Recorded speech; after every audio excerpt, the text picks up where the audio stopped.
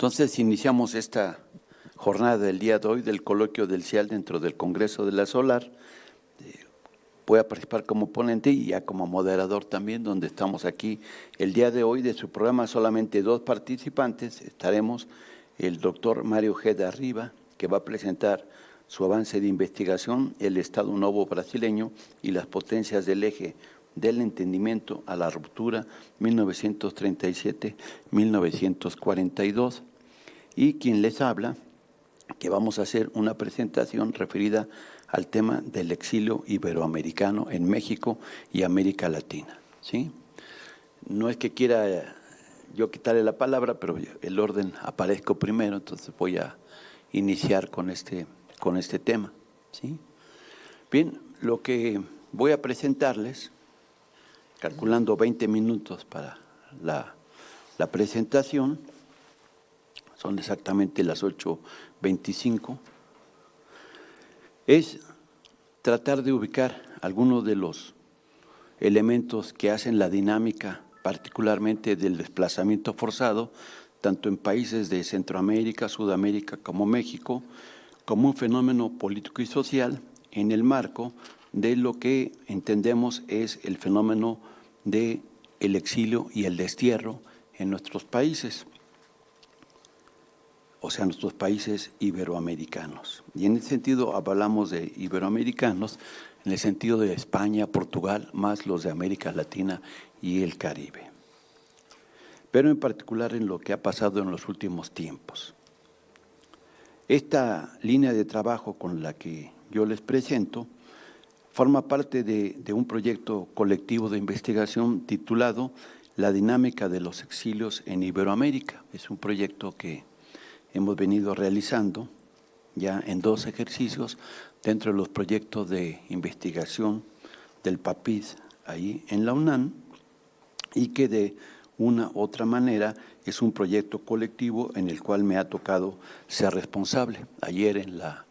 presentación del libro presentamos 3 de los más recientes publicaciones, el número 6, 7 y 8, referidos a estos temas. De igual manera, el doctor Mejía también ayer presentó un tema muy relacionado con el mismo proyecto. Hemos generado entonces así distintas avances de investigación, publicaciones, libros, revistas, coloquios, congresos nacionales e internacionales, donde se ha dado cuenta de nuestros avances de investigación, tanto colectivos como individuales. En ese sentido, bueno, se enmarca la presentación que les voy a hacer en este momento, y que en términos conceptuales pues hablamos de exilio y destierro, o sea, partiendo de un hecho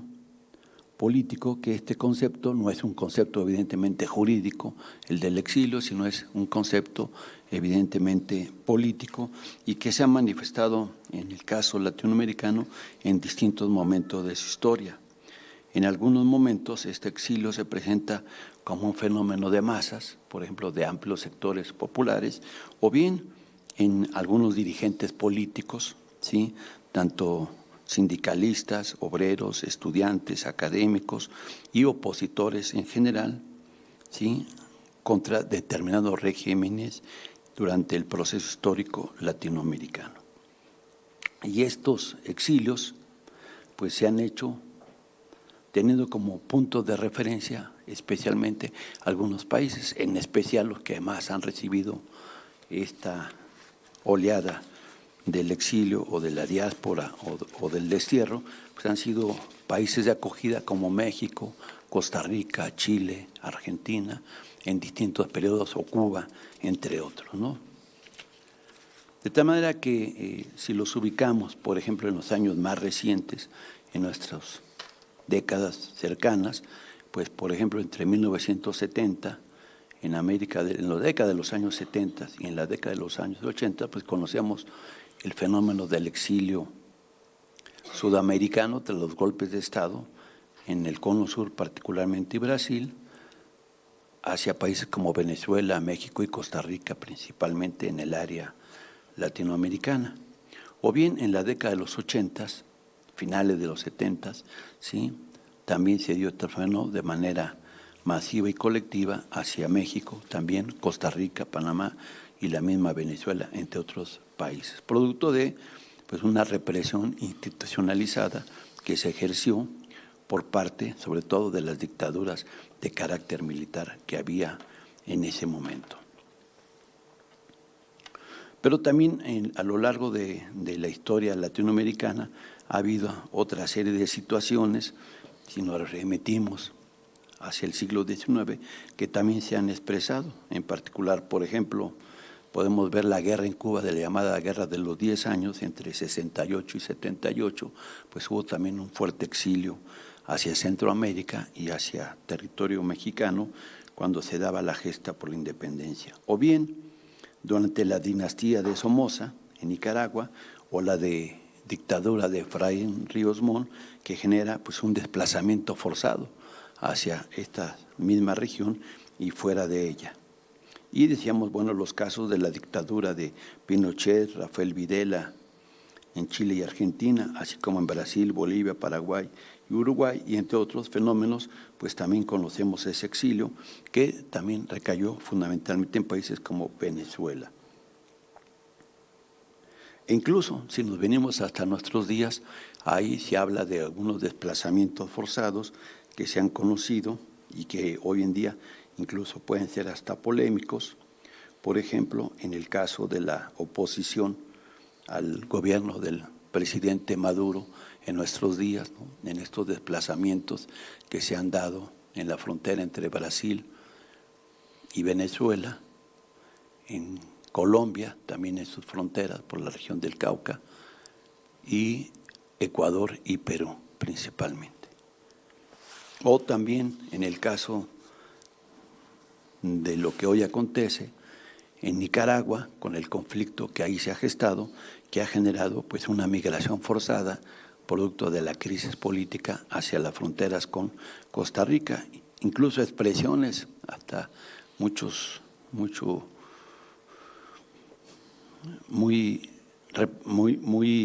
ultraconservadora en el caso de Costa Rica, donde se han manifestado pues algunas expresiones. Voy a leer una cita de lo que se señala respecto a esta situación.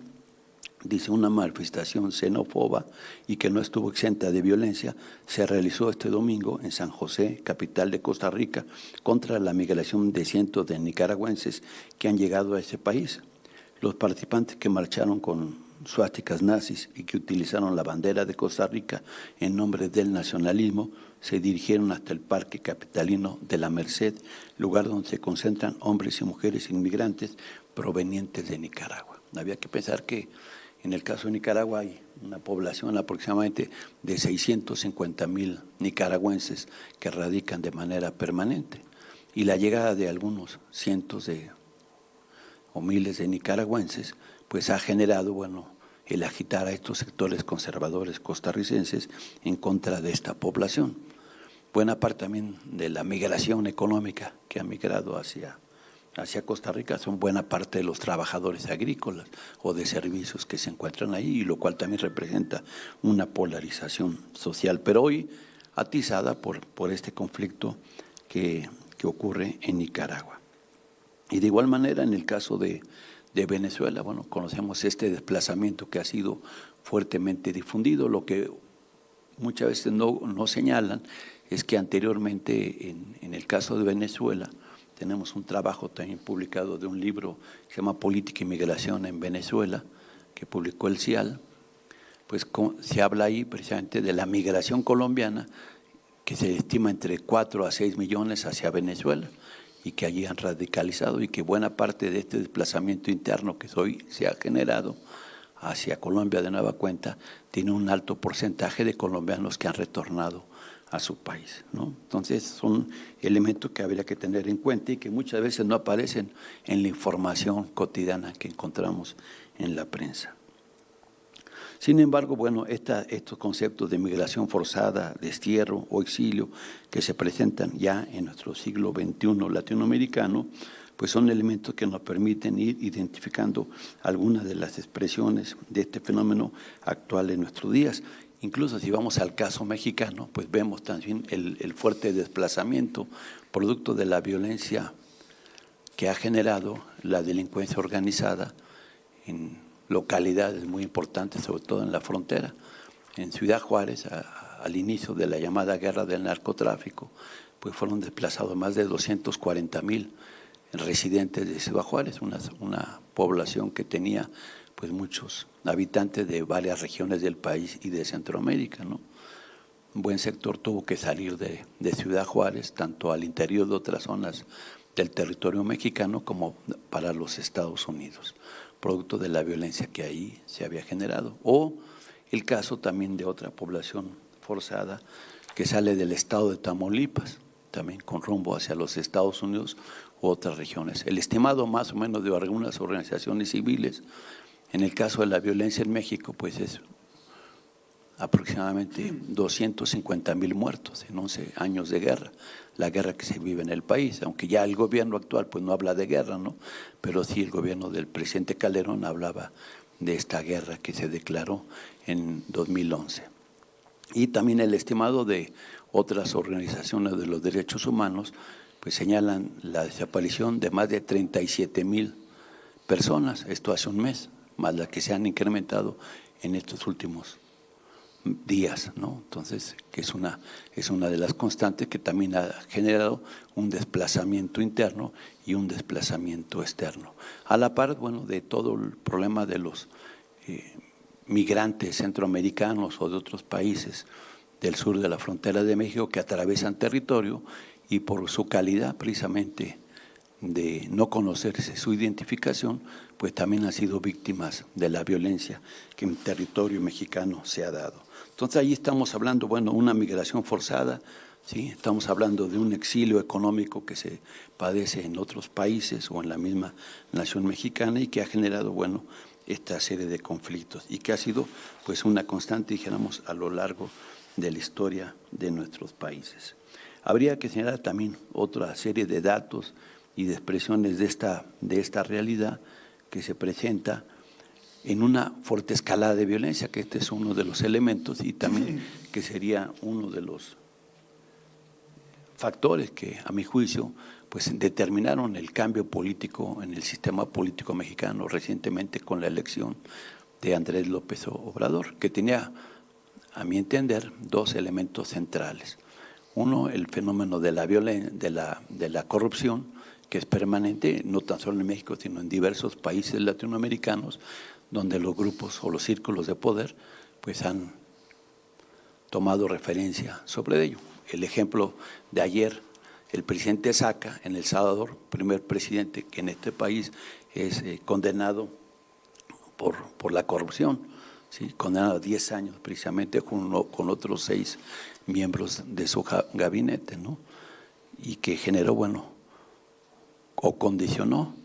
buena parte del incremento de la migración salvadoreña hacia el exterior, producto de esta situación. Y la violencia que también se ha dado tanto en el caso mexicano como de otros países, ¿no? Esa violación la que describíamos en el caso mexicano o la que también se ejerce en el caso de Honduras, Guatemala y El Salvador, principalmente en el llamado Triángulo del Norte, ¿sí? Producto del aparecimiento de diversas organizaciones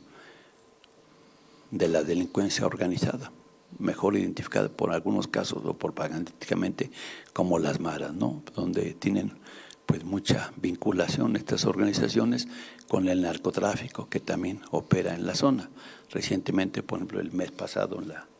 en Honduras, pues salió todas las denuncias del involucramiento de sectores del Partido Nacional. De hecho, el presidente Juan Orlando Hernández Núñez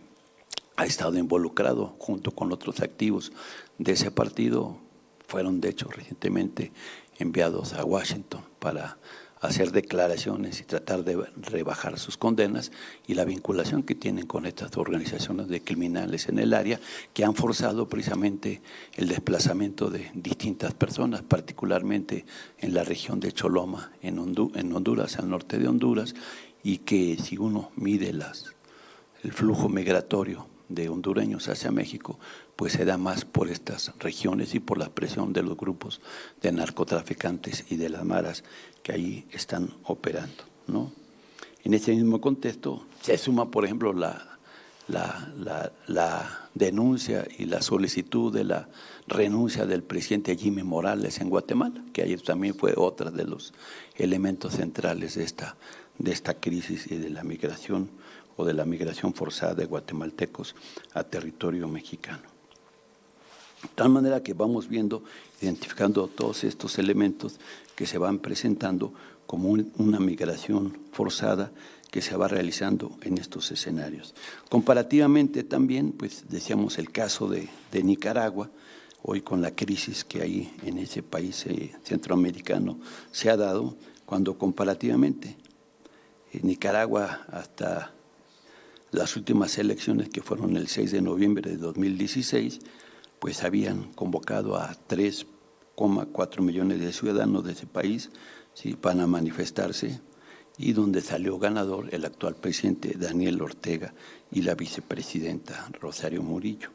Hoy, sin embargo, el escenario pues, ha cambiado un poco por la crisis que ahí se presenta y que ha generado precisamente este desplazamiento también interno por la crisis que hay en Nicaragua.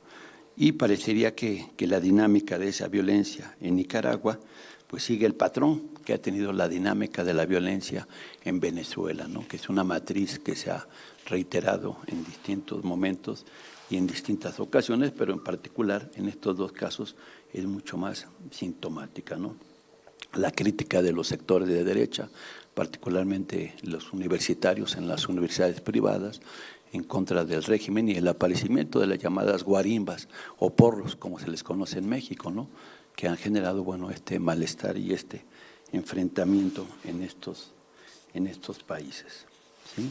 Y esto, bueno, ha avivado pues este desplazamiento hacia otras regiones en el caso de Nicaragua, particularmente hacia Costa Rica.